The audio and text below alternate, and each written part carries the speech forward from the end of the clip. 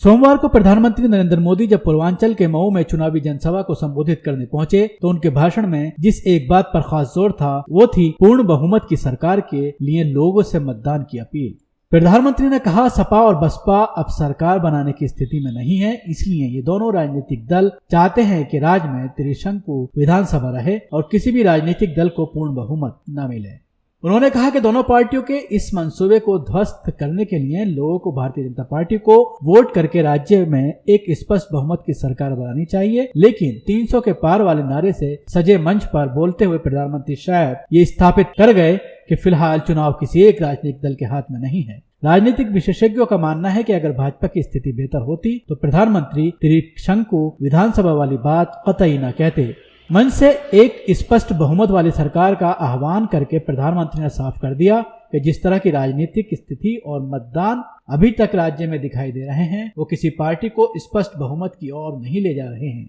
और इसी को आधार बनाते हुए प्रधानमंत्री एक बहुमत वाली सरकार की मांग लोगों से कर रहे थे। दरअसल बहुमत न मिलने का डर प्रधानमंत्री और उनकी पार्टी दोनों को सता रहा है और इसीलिए अब भाजपा बाकी के चरणों के लिए पूरी ताकत झोंकने में लगी हुई है। प्रधानमंत्री भी लोगों को समझाने का प्रयास कर रहे हैं कि हम असेंबली के बजाय स्पष्ट बहुमत के लिए मतदान करें।